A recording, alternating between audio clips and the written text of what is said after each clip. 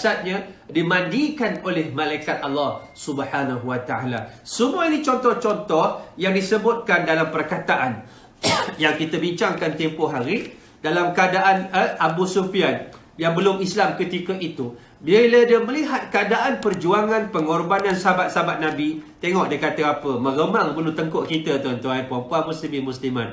Tengok, ma ra'aitu ahadan. Tengok, ma ra'aitu ahadan yuhibbu ahadan ka hubbi ashabi Muhammadin Muhammadan. Ma ra'aitu ahadan yuhibbu ahadan ka hubbi ashabi Muhammadin Muhammadan. Kata Abu Sufyan ketika belum Islam, apabila melihat ada sahabat yang bernama Khubayb ibn Adi yang dibunuh menjadi tawanan dalam perang Badar, ketika diajukan kepada Khubayb ibn Adi, adakah atuhibbu ayyakuna Muhammadan makanak wa anta najin? Sujukah engkau kalau aku tukar tempat engkau dengan Muhammad? Muhammad kau ambil daripada Madinah, bawa pergi ke Mekah, aku bunuh Muhammad. Dalam keadaan kau lepas balik, engkau bahagia bersama anak isteri, engkau gembira dalam keadaan bersama anak isteri di Madinah. Apa jawab dia? Wallahi ma uhibbu ayyakuna Muhammadan makani wa ana najin. Aku tak sudu, aku tak redha Muhammad itu tukar tempat aku. Walau tasyukkuhu syaukatun.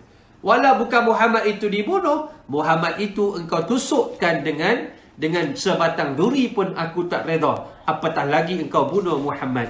Lalu ini yang saya gambarkan.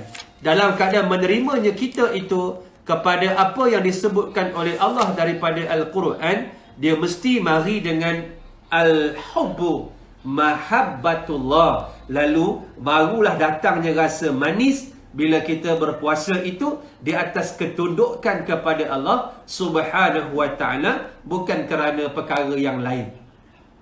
Dan sebab itu bila Allah kaitkan puasa itu dalam surah yang sama, ayat 185, Allah menyebut dengan perkataan syahru Ramadan allazi unzila fihi al-Quranu hudan lin-nasi wa bayyinatin minal huda wal furqan. Tengok dalam bulan Ramadan itu juga Allah turunkan syahrul Ramadan allazi unzila fihi al-Quran. Dalam bulan Ramadan itu Allah turunkan Al-Quran. Maksudnya dalam bulan Ramadan itu Allah turunkan sumber rujukan kepada syariat Islam. Syariat Islam itu perlembagaannya, dusturnya ialah Al-Quran. Turun bila? Ramadan. Puasa bila? Ramadan. Quran turun, Ramadan. Peperangan berlaku mula-mula Ramadan, iaitu 2 Hijrah. Peperangan Badar, Ramadan. Tengok, Allah turunkan serentak semua tu. Allah turunkan serentak kerana yang menerima puasa beriman, yang menerima peperangan beriman, yang menerimakan Quran beriman. Dan bila sebut puasa, natijah hujung dia, kalau puasanya imanan wahtisaban, dia membawa kepada takwa. Dan Quran yang turun, dzalikal kitabu la raiba fi hudan lil muttaqin. Inilah dia kitab yang tiada keraguan baginya, diturunkan oleh Allah kepada siapa?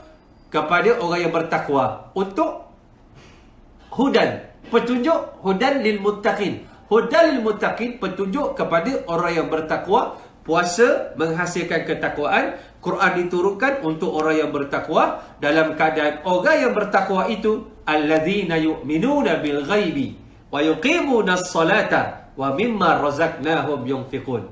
Walladzina yu'minuna bima unzila ilaika wa ma unzila min qablik wa bil akhirati hum yuqinun. Dia terikat. Maknanya bila Allah fardukan puasa itu, dan dalam keadaan Allah fardukan kepada orang yang beriman, dalam hatinya ada kasih sayang yang kuat kukuh untuk memikul puasa, untuk memikul Quran, untuk memikul perjuangan ini, dalam keadaan dia saling mengikat, kuat menguat, kukuh mengkukuh dan memperkasakan antara satu sama lain.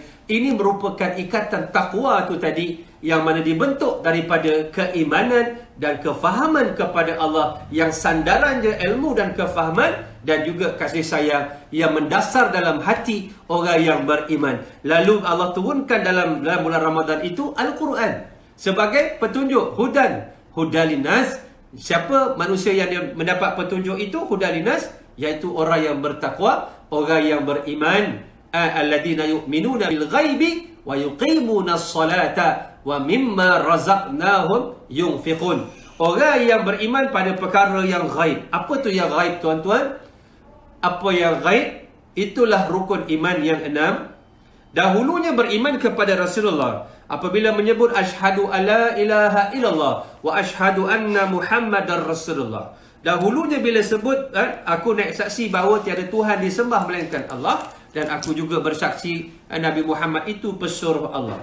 Dalam membincangkan ayat ini, kalimah syahadah, bila mana kita mengucap benda tu ghaib, tak nampak Allah. Yang kedua, kita nampak. Bila nampak wa asyhadu anna Muhammadar Rasulullah, ketika itu sahabat melihat batang tubuh yang mulia Rasulullah sallallahu alaihi wasallam berada di hadapan mereka.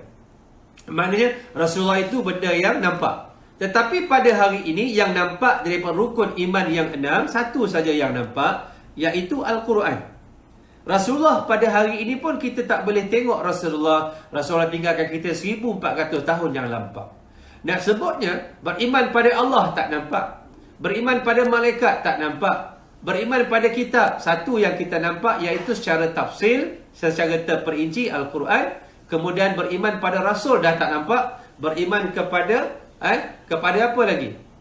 Kepada hari kiamat tak nampak. Beriman pada qada dan qadar dah tak nampak. Daripada 6 rukun iman ini, yang nampak satu saja, iaitu beriman kepada Al-Quran, Al-Kitab, yang menjadi petunjuk kepada kita, yang berada di hadapan kita. Dan bila mari Ramadan, kita duduk bertadarus dengan Al-Quran. Dan Al-Quran ini, sahabat-sahabat, merupakan sebahagian daripada rukun iman yang 6. Yang mana rukun iman yang 6 ini disimpulkan menjadi apa? Menjadi satu simpulan yang dipanggil aqad, dipanggil aqidah, ikatan yang kukuh teguh. Sebab itu benda yang ada sifat dia aqad mesti ada dua pihak. A contract between two person. Dua pihak yang saling mengikat janji, ada perjanjian. Sebab itu bila sebut jual beli, ada jual, ada beli. Ada ijab kabul. Ada taradhi. Ada aku jual, aku beli. Nampak ada konsep dia. Bila ada akad nikah, ada laki-laki, ada perempuan. Ada laki-laki, ada perempuan.